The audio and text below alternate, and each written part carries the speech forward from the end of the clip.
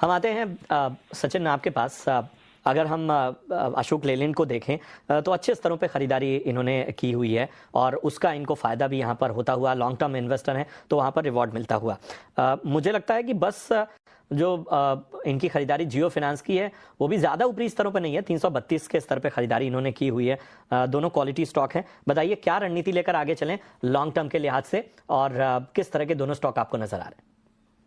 विशाल जी, सबसे पहले हम बात करते हैं यहाँ पर अशोक लेलैंड की। एक अच्छा फॉर्मेशन का ब्रेकआउट जो है वो हमने प्रीवियस ट्रेडिंग सेशंस में यहाँ पे आता हुआ देखा है। एक inverse head and shoulder type का एक फॉर्मेशन जो है वो डेली चार्ट्स पर हमें देखने को मिला, जिसका एक ब्रेकआउट कल के ट्रेडिंग सेशंस में कंफर्म हुआ है। आज stock above that levels he sustain करता हुआ नजर आ रहा है। एज वेल एज साथ ही साथ में अगर देखें तो मूविंग एवरेजेस पे फोकस करें तो 50, 100 एंड 200 डेज तीनों ही मूविंग की इंपॉर्टेंट मूविंग एवरेजेस के ऊपर जो है स्टॉक सस्टेन करता हुआ दिख रहा है। अच्छे लेवल से ऑलरेडी इनकी बाइंग है। मेरी सलाह इनको यहाँ पर होल्ड करने की रहेगी। अपसाइड में जो पोटेंशियल्स मुझे लग रहे हैं स्टॉक के अंदर वो नियर अराउंड 250 टू 270 तक के लिए लग रहे हैं शॉर्ट टू मीडियम टर्म में। While on the down side में अगर मैं सपोर्ट की बात करूं स्टॉक में तो जो सपोर्ट्स है वो फॉर्म हुआ है नियर अराउंड 215 के आसपास में। सो 215 210 के नियर अराउंड के एक स्टॉप लॉस के साथ में पोजीशंस को होल्ड करने की सलाह रहेगी। बिल्कुल अप साइड में जो पोटेंशियल टारगेट लग रहे हैं, अगर चाहें तो वहां पर कुछ पार्शियल प्रॉफिट बुक कर सकते हैं, बट अगर इनका नजरिया लॉन्ग टर्म के लिए है तो डेफिनेटली पोजीशंस को होल्ड करके रखा जा सकता है।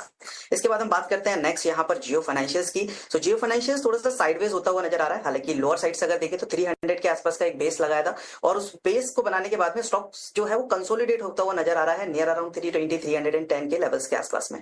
अप साइड में इसका एक ब्रेकआउट लेवल है 328 330 का। जैसे प्राइसेस 330 के ऊपर सस्टेन होते हैं तो फिर पॉसिबली एक अपवर्ड मोमेंटम जहां पर भी कंटिन्यू होता हुआ नजर आएगा। इनका जो बाइंग लेवल है आई थिंक 332 के आसपास का है। सो मेरे हिसाब से इसको भी पोजीशंस को होल्ड करके रखा जा सकता है, बिकॉज 330 के ऊपर जैसे ब्रेकआउट्स मिलते हैं पॉसिबली जो अपसाइड टारगेट्स रहेगा वो 350 टू 360 तक के लिए हमें देखने को मिल सकता है। डाउन साइड में अगर यहाँ पर भी सपोर्ट की हम बात करें सो इमीडिएट जो सपोर्ट लेवल है जिसको एज एन स्टॉप लॉस यहाँ पे कंसीडर कर सकते हैं वो रहेगा 305 का। सो 305 that is the immediate support level for the stock. Up side में 330 के ऊपर एक अच्छा अपसाइड मोमेंटम एक्सपेक्टेड है जियो फाइनेंशियल्स के अंदर भी, यहाँ पर भी होल्ड करने की सलाह रहेगी। ठीक है, तो दोनों ही स्टॉक में कोई चिंता करने की जरूरत नहीं है आपको। लेवल्स का विशेष रूप से ध्यान रखिए और आगे आपको बड़े लक्ष्य हासिल हो सकते हैं।